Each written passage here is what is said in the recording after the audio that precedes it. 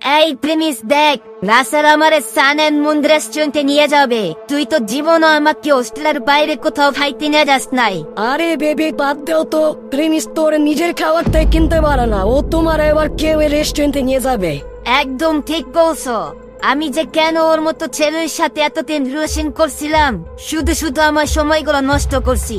Premise সুনাইরাকে কিছু না বলার পরেও সুনাইরা বারবার প্রিমিসকে অপমান করার চেষ্টা করে। সুনাইরা মনে করে প্রিমিসের সাথে ব্রেকআপ করার পর প্রিমিস অনেক কষ্টে আছে। সুনাইরা তো আর জানে না সে প্রিমিসের জীবন থেকে চলে যাওয়ার পর প্রিমিসের জীবনে এক নতুন অধ্যায় শুরু হয়েছে। প্রিমিস সুনাইরার জন্য এখন আর কষ্ট পায় না, তবে সুনাইরার জন্য তার আফসোস হয়, কারণ রাসেল ছেলেটা বেশি ভালো না। প্রিমিস এগুলা মনে মনে ভাবতে থাকে, আর ঠিক তখন তার পিছন থেকে তার কলেজের বন্ধু পাখি বলে, এই প্রিমিস, তুমি এখনো সুনাইরার কথা ভাবতেছো? আরে না না, কি বলো, আমি ওর কথা কেন ভাববো? আমি জানি তুমি ওর কথাই ভাবতেছো, আমি চিনি তোমারে। তুমি আমার সাথে মিথ্যা কথা বলার চেষ্টা করো না। আরে পাখি, আসলে কাহিনী হচ্ছে তুমি তো রাসেল রে চিনো, ও কেমন ছেলে। ও এখন যেটা করতেছে ঠিক করতেছে না, ও এখন টাকার পিছনে ছুটতেছে। একদিন ও বুঝবে, তখন অনেক পস্তাবে।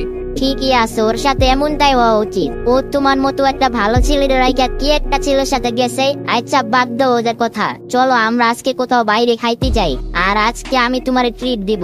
আরে আমি তো ভুলেই গেছি, তোমার তো ট্রিট দেওয়ার কথা ছিল। আমি বলছিলাম না কলেজের বাইরে বড় একটা রেস্টুরেন্টে তোমাকে নিয়ে যাব। আচ্ছা চলো, আজকে তোমার আমি সান এন্ড মুন রেস্টুরেন্টে নিয়ে যাব। এটা শোনার পর পাখি তো অবাক হয়ে যায়, কারণ আগের বার যখন প্রিমিস বলেছিল ওদেরকে বড় কোনো রেস্টুরেন্টে নিয়ে যাবে, তখন ভেবেছিল প্রিমিস হয়তো মজা করছে, তাই সে বিষয়টা তেমন সিরিয়াসলি নেয়নি। কিন্তু এইবার যখন আবার বলছিল, তখন সে ভাবে এটা হয়তো প্রিমিসের জন্য বোঝা হয়ে যাবে, কারণ সে জানে প্রিমিসের অবস্থা, প্রিমিস কতটা কষ্ট করে পড়ালেখা করে হোস্টেলে থাকে। তাই পাখি বলে, প্রিমিস, আমি জানি তোমাদের ব্রেকআপ হয়েছে, আমি এটাও জানি সোনাইরা তোমার চেতনার জন্য এইসব গেম খেলতেছে, কিন্তু তুমি তো বুঝো তুমি ওর মতো পাগল হলে চলবে? ও যা করতেছে ওরে করতে দাও। সান এন্ড মুন্না যায়, তুমি ওরে কি দেখাতে চাও? আরে না না, এমন কিছু না। আমি তোমাকে একদিন প্রমিস করছিলাম না, ওইটাই জাস্ট পূরণ করার জন্য বলছি। তুমি চলো, কোনো সমস্যা নাই। আরে প্রিমিস, তুমি বুঝতেছো না, এটা অনেক বড় একটা রেস্টুরেন্ট, অনেক দামি দামি খাবার এখানে। আরে পাখি, তুমি কোনো চিন্তা করো না, তুমি চলো আমার সাথে, আর কোনো কথা বলবা না, চলো আমার সাথে।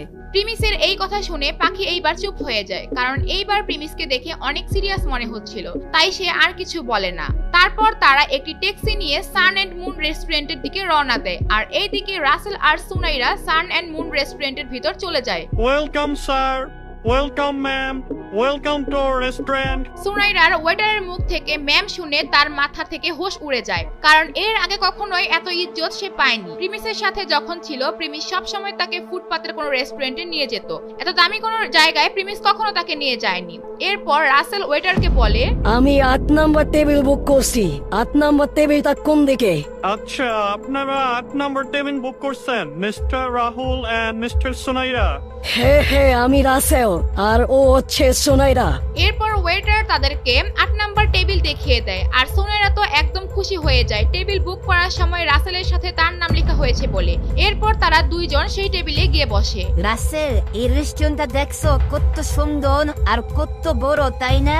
আরে না না, কি বলো, এটা তো ছোটখাটো একটা রেস্টুরেন্ট। তুমি এই রেস্টুরেন্টে আসবে বলছো, এর জন্য তোমার এখানে নিয়ে আসলাম, নাহলে আরো এর চেয়ে বড় কোনো রেস্টুরেন্টে তোমার নিয়ে যেতাম। এরপর সেই রেস্টুরেন্টের সামনে এসে পড়ে প্রিমিস আর পাখি। পাখি এত বড় রেস্টুরেন্ট দেখে ভয় পেয়ে যায়, তাই প্রিমিসকে বলে, সো গাইস, আমাদের ভিডিওটা এখনই শুরু হবে। তো এর আগে যারা আপনারা ফ্রি ফায়ার খেলেন এন্ড ডায়মন্ড আপ করতে চান, আমাদের এসআরপিডি গেমিং এর নিজের ওয়েবসাইট আছে, তো এইখান থেকে আপনারা সেটা ডায়মন্ড আপ করতে পারবেন। ডায়মন্ড আপ করার জন্য আপনারা fftopup.net লিখে সার্চ করবেন গুগলে, আর ওইখানে আপনারা ওয়েবসাইট পেয়ে যাবেন। ওয়েবসাইটে লগইন করে নেবেন আপনার জিমেল অ্যাকাউন্ট দিয়ে। তো জিমেল অ্যাকাউন্ট দিয়ে আপনারা এখানে সাইন ইন করে নেবেন। সাইন ইন করার পর গাইস আপনার অ্যাকাউন্ট খোলা হয়ে যাবে। তারপরে গাইস আপনারা এখানে ফ্রি ফায়ারে ক্লিক করবেন। ফ্রি ফায়ারে ক্লিক করার পর কিন্তু গাইস এখানে অনেক কম দামে আপনারা ডায়মন্ড লিস্ট পেয়ে যাবেন। তারপর এখান থেকে যে ডায়মন্ড আপনি নিতে চান ক্লিক করে কনফার্মে ক্লিক করবেন এন্ড বিকাশ অ্যাকাউন্ট সিলেক্ট করে দিবেন। তারপর আপনার বিকাশ অ্যাকাউন্টের নাম্বার দিবেন, আর হচ্ছে আপনার যে ওয়ান টাইম পাসওয়ার্ড যেটা আসবে ওইটা আপনারা এখানে ক্লিক করে দিবেন। তাহলে কিন্তু আপনার অর্ডারটা হয়ে যাবে। এখানে পেন্ডিং দেখা দিচ্ছে, 2-1 মিনিটের মধ্যে কিন্তু আপনার এইভাবে অর্ডারটা কমপ্লিট হয়ে যাবে। আর গাইস ওয়েবসাইটের লিংকটা আমার কমেন্ট বক্সে পেয়ে যাবেন। প্রিমিস, চলো আমরা এখান থেকে চলে যাই, অন্য কোনো রেস্টুরেন্টে যাই। এটা এত বড় একটা রেস্টুরেন্ট, এখানে আমাদের যাওয়া ঠিক হবে না। আরে পাখি, তুমি ভয় পেও না, তুমি আমার উপর ভরসা রাখো, তোমাকে আমি কোনোভাবেই অপমান হতে দিব না। এরপর পাখি কিছুটা ভরসা পায় আর তারপর তারা দুইজন রেস্টুরেন্টের ভেতরে চলে যায়। রেস্টুরেন্টের ভেতরে ঢুকে তারপর প্রিমিস বলে, পাখি তুমি এখানে একটু থাকো, আমি একটু ওয়াশরুম থেকে ফ্রেশ হয়ে আসতেছি। না না, আমি এখানে একা থাকবো না, আমি তোমার সাথে ওয়াশরুমে যাব। আচ্ছা আচ্ছা ঠিক আছে, চলো চলো আমার সাথে চলো। এরপর প্রিমিস আর পাখি মিলে ওয়াশরুমের দিকে যায়। প্রিমিস যায় পুরুষদের টয়লেটে আর পাখি যায় মহিলাদের টয়লেটে। প্রিমিস যখন টয়লেট থেকে বের হয়ে মুখ ধুতে থাকে ঠিক ওই সময় দুইজন হাজির হয় সেখানে। আর তারা আর কেউ নয়, সুনাইরা আর রাসেল। সুনাইরার ড্রেসে খাবার লেগে যাওয়ার কারণে রাসেল আর সুনাইরা ওয়াশরুমে আসে। সুনাইরা প্রিমিসকে দেখেই বলে, কিরে প্রিমিস, তুই আমাদেরকে ফলো করতে করতে এখানে আইসা পছন্দ? আরে না, তোমাদেরকে কেন ফলো করব? আর তোমার কি হয়েছে এখানে ওয়াশরুমে কেন? সোনাইরার কি হয়েছে এটা কি তোরে বলা লাগতো?